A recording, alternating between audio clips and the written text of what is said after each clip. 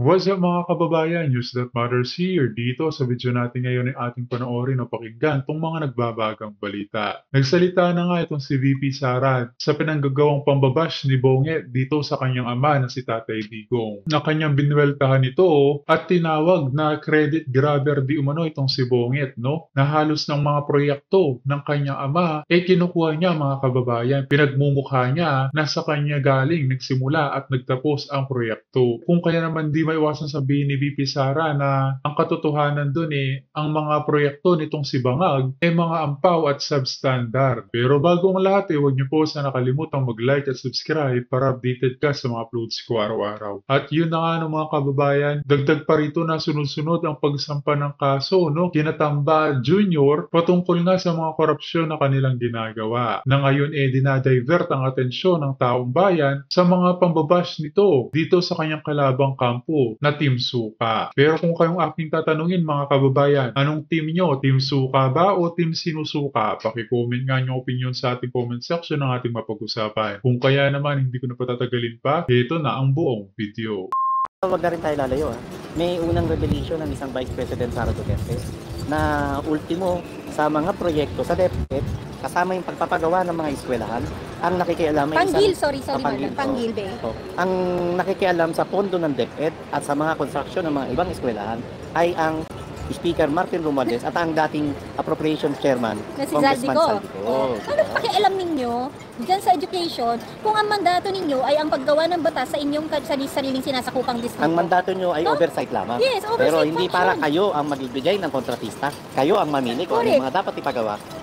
Masyado Yun nyo yung nang sinasaklawan ang trabaho ng isang Vice President. Marlon, ibalik ko lang din sa mga classroom na sinasabi mo. Ngayon, Marlon, kasi, halimbawa, isa kang developer at nagpapatayo ka ng mga high-end condominiums, di ba? Meron ka ng compliance na dapat ang iyong architecture will have to comply with the new technology na sumasabay siya sa lindol, di ba? Para kung magkaroon man ng lindol, yung bang sira hindi gaano kalala, depende sa lakas ng lindol. Yung sinasabi mo ng mga classrooms na yan, Marlon, kung substandard ang pagpapagawa, ano bang compliance nito meron dyan sa bagong teknolohiya na yan? I don't think meron, di ba? Kung ito ay isa sa mga avenue na ginagamit ng mga corrupt na officials na nangongontrata ba? 3A, A3, Mga AAA contractors at saka na yan. quadruple A contractors. So, mas mataas ang Mas mataas quadruple. yun, mas kakaiba yun. Grabe. And wag na lang yun, no? Mapa-classroom sa larangan, sa sektor ng edukasyon at yung flood control projects na alam natin yung iba substandard, hilaw, ampaw, walang laman, walang bakal, kulang alam mo yun, kulang ng substandard yung mga ginamit. Grabe at dito sumasalamin ito kung gaano kalala, katalamak at kawalang puso ang gobyernong ito dahil patuloy at laganap ang korupsyon sa Pilipinas. Kinakitaan natin or kinabuhayan ng pag-asa ng bawat Pilipino ang pagsasampa ng kaso ni Atty. Vic Rodriguez kasama si Congressman Congressman Sito Tungab nang questioning nila ang constitutionality ng creation ng GAA 2025 based on blank items ng bicameral report. Marlon, 2 days ago, nagsampa rin ng kaso sila Atty. Torion at Atty. Delgra. 2 days ba? Kahapon lang. Kahapon lang ba? Kahapon lang. Kaya silang dalawa na Saka sini-question si naman. Atty. Luna Acosta kasama. Yes. And mga vloggers na si Boss Dada and Coach Holy. Kasama rin sa nagbayad. Oo. Okay, sige Ito pa. naman, this is the filing about the questioning the due process nung nung pagpapa-impeach kay VP Sara. And finally, today, ang Agila ng Mindanao, Marlon, ginalaw ang baso. Minove ang baso dahil siya rin mismo ay nagsampa na ng kaso questioning also yung proseso o yung pagsasampa sa kanya ng impeachment case. Finally, Napakagandang move yes, nun. napakaganda. Napakagandang move nun. At hindi dapat ang mga ginagawang ito ng kampo ni Atty. Vic, ginagawang ito ng kampo nila Atty. Torion, nila Atty. Martin Delgra, and higit lalo, pinaka-latest, kanina lang, mainit-init pa, Breaking ni news Vice President Sara Duterte. Hindi totoo na bahagi ito ng destabilisasyon dahil patunay ito na ang kampo ng oposisyon ay kumikilala sa proseso ng batas at kumikilala kung ano ang tamang forum para dinggin at linawin yung mga isyong ganito. The perfect argument na mayat-maya pwede nating i-refer to kay Atty. Vic Rodriguez is when he said na merong bang destabilizer na kumikilala sa kapangyarihan ng Korte Suprema. Kasi Marlon, kung Mismo. destabilizer ka, wala kang kinikilalang batas. Mismo? Wala Tama. kang kinikilalang ahensya ng Tama. batas. Diba? Nandyan ka na lang, mag-aaklas ka dyan, baka kung ano-ano pang sedisyon ang gawin mo, na wala kang kinikilalang proseso o ibang tao na naglilingkod sa batas. Kung destabilizer ang tingin ng isang Marcos Jr. sa mga tao, personalidad na humihingi ng tulong, kalinawan sa Supreme Court, ano pa ang dapat gawin? Na mga taong punong-puno ng pag-aalinlangan dahil sa mga kabulukan ng sistema ng gobyerno. Marlon, sa sunod-sunod na pagsampa ng mga kaso dyan sa Supreme Court, nauna na ang Atty. Vic Rodriguez Group et al. Nandyan din ang Vloggers Group et al. Diba? Nandyan ngayon sila Atty. Torion. Nandyan ngayon ang isang VP Sara. Ito ay tamang matatawag mong 1, 2, 3, 4 punch sa isang Marcos Jr. administration. We have to, parang even if meron tayong nakikitang separation of powers na sinasabi natin, no? Yep. I think yung command and responsibility dito ma-attribute mo lang sa isang Marcos Jr. Because una mo nang sinabi isang araw na walang nagagawa sa mababang kapulungan at mataas na kapulungan na walang basbas ng executive. Yes. Diba? Tama. So dapat ang blame is nandun lang din sa taas. Sino ba ang pangulo ng bansang ito? Di ba siya? At saka ano, no? Oh. Saka hindi ko alam i-correct ako ng mga justice reporters. Kaya kung pansin yung mga kababayan na nanahimik ngayon, no, itong sinatamba at junior, at wala na silang issue na may idadivert pa. Kaya ang magagawa na lamang nila ngayon ay manahimik talaga. Mga veteran justice reporters, parang first time to na iba't ibang mabibigat na issue ang idinudulog halos magkakasunod, magkakasabay sa Supreme Court. When you say first time, Marlon, it's only because first time din talagang nagkahetot-hetot na term mo nga ang pamamalakad ng bansang ito under sa leadership ng isang weak president na Marcos Jr. First time lamang din tayo nagkaroon ng presidente na nagkakalat, kabi-kabila ang ginagawa para lamang mapagtakpan yung lantarang korupsyon at pang-aabuso sa gobyerno ito. At ano ang paraan niya ng pagtatakip sa mga totoong issues, Marlon? Ang mangbuli siya ng mga tao na nasa oposisyon. Diba? Those people opposing his views and leadership. Those Correct. people who are not aligned to how crooked his type of leadership is. Diba? Nung unang launching, nung alyansa ng bulok na Pilipinas, kala bulok na natin, bagoong pa, eh. akala natin napidan lang ng maling kopya ng speech ang isang Kasi Marcos binabasa Jr. niya, diba? Kasi binabasa niya. Kala natin na nabigla lang siya. And this caused the position Naging of palaaway siya at doon din ipinanganak yung salitang Team Suka. Oh, yes. Di ba? So, pero sa mga tatlong magkakasunod na sortie, pangalawa dun sa Iloilo ba yung una? Iloilo. Yung Ilo, tapos sa Davao, tapos hanggang kahapon dito sa Pasay City, mukhang consistent na siya na talagang Nangaaway on fighting siya. mode yung ang isang Marcos Jr. Ang basa ko agad dito, maliban sa napakalaki na ng ulo ng isang Marcos Jr., ang basa ko rito, talagang sinasadya niya ng maging palaway. Dahil, para mapagtakpan yung napakabigat na issue ng GAA dun sa Blancong Bicameral Committee report. So you mean to say para ang focus ay nasa kanya Mm. pero wala sa issues surrounding him. But it's still him. Correct. Di ba? Correct. Yung kung bakit ka nagkakaganyan ngayon is because of the many reasons na meron surrounding you.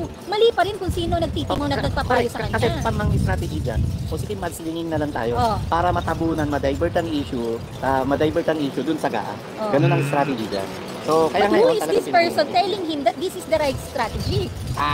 Alam mo naman, wala. Ano ba karanasan natin noong nakaraang campaign, Pam? Sinusubo na lang natin sa kanya yung mga press releases at messaging. Binabasa na lang niya at sa termino mo nga, nagulat na lang ang taong bayan na lumabas ito na nakabarong na presidente na siya. Diba? So hanggang ngayon, hindi malayo na ganyan na nangyayari na sinusubuan na lang siya ng kanyang mga speech para basahin at pinaninindigan na lang dahil nga ang gusto nila matabunan yung issue ng GAA at ang maging araw-araw na issue na lang ay yung mudslinging. Alam mo, Mark, Natuwa nga ang taong bayan sa negative campaigning ni Bonget, Sir Marlon eh. Nawika nila may script na ito pero nabubulol pa. Marlon, ako naniniwala ako. Ay, bili! Montek yun si Pamela. Montek yun Montek yun. Si Pamela. Ay, Pamela. Kwento mo. Ang laki ng mukha ko bigla sa kakatawa. Shout out kay ate ng Bay Hotel sa Cebu. Si I Believe. Dali lang. Ako kasi Marlo, Oo. naniniwala ako Oo. na ang pagiging presidente is not a strategy. It's about your performance. Tama ka. And the strategy will only come second to how you execute your performance. Tama. To how you Dahil execute nga your programs. wala kang performance, ang gagawin mo, Nag-strategize ka na lang. Mag-strategize ka na lang na sige, away-away na lang tayo. May naalala akong ganyan, pasintabi sa mga taga-Pasig, alam ko may mga magtataasan ng tila. Oo, kasi may maraming ganyang fan formula, niya, ano eh, may ganyang formula ang isang Vico Soto. Dahil wala siyang accomplishment, ang gagawin niya, ibabash na lang niya ng ibabash yung mga kalaban niya, ipapahiya niya, magsasalita siya sa flag ceremony, ibabash niya dahil walang accomplishment. Hahanapan mo yung gamot sa mga pampublikong hospital, wala. Talaga? Oo, ganyan din ang isang Marcos. Ganyan na ganyan. Copycat. Oo, dahil wala kang accomplishment, ikaw na mag-uumpisa ng mudslinging, ikaw na mag-uumpisa ng batuan sa putik. At ito nakakatawa. Itong General Torre, na siyang hepe ng Criminal Investigation and Detection Group, first time ko nakakita na pwede silang magsampa ng kaso, motopropyo, kahit walang complainant. Ibig sabihin, pagka may nakita, dapat maging basihan nyo dyan. Kung sa isang lugar ba may nag-away na kapitbahay, kakasuhan mo na yung isa. Di ba ang batayan dyan, kailangan may Kausapin complainant. mo muna. Oh. Kausapin mo muna. At yun ang pinaliwanag ng isang NBI Director, Jimmy Santiago. First time, kahit paano napahanga mo ako, Director Jimmy Santiago ng NBI. Nasabi niya, a-action lang kami kung may mag-complain ng mga senador. Eh bakit ang nag-action ay isang General Torre na bakit isa ka bang senador? At ultimo si Senator Jingo Estrada, belated happy birthday, Happy birthday. boss. Nung makalawa yata ito. Siya mismo, sabi niya alam niya na biro. And ang touch dito, Pam, ang pinagtuunan nila ng pansin, yung biro ni President Digong na ipapatay yung 15 Gorgor. ipagorgor yung Yung 15. 15 senador. Pero ang nakalimutan doon ng mainstream media, ito na rin ang mainstream media, kung Ay, umanggulo, umayos kayo ha. kung umanggulo talaga kayo, bago yun, o kasabay doon sa talupating yun ni PRRD, ang sinabi niya ay kung kontento na kayo na hindi mahirap ang buhay ngayon, hindi doon kayo sa kabila. Oo, correct. Kung hindi mataas ang bilihin, doon kayo sa kabila. Yun nga ang mas balita Kung ngayon. wala kung hindi kayo nagugutom, doon kayo sa kabila. Natakpan yun, Pam. Ang pinatulan ng mainstream Yung media, gorgor. ang pinatulan ng isang Marcos Jr., yung panggugurgor na biro. Pero bakit hindi mo sagutin, Marcos Jr., kung totoo bang mababa na ang presyo ng bilihin? Bakit hindi mo sagutin, Marcos Jr., kung totoo bang walang nagugutom ng mga kababayan mong Pilipino? Bakit hindi mo sagutin kung napaigi na ba ang buhay ng mamayang Pilipino? At bakit hindi mo sagutin, Marcos Jr., kung may mga proyekto ka bang naisagawa sa nakalipas na 3 taong panunungkulan mo, Marcos Jr.?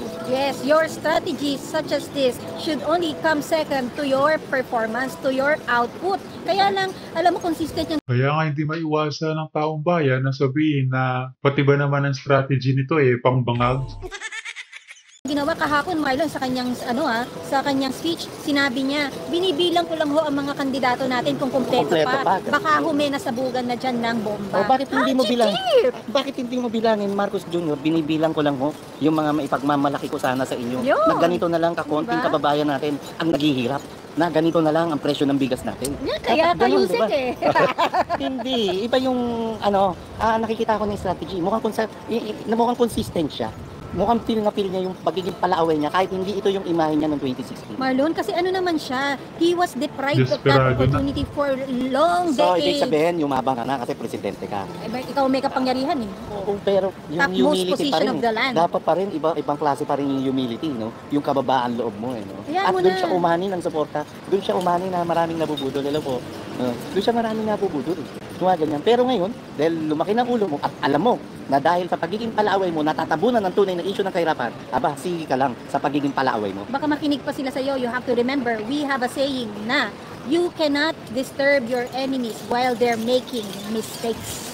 Pwede. Di ba? Pwede. Di ba? Pwede. Sige lang, ganyan ka lang ng ganyan. Kita mo, may kalalagyan ka. Baka bukas istorya ka na lang.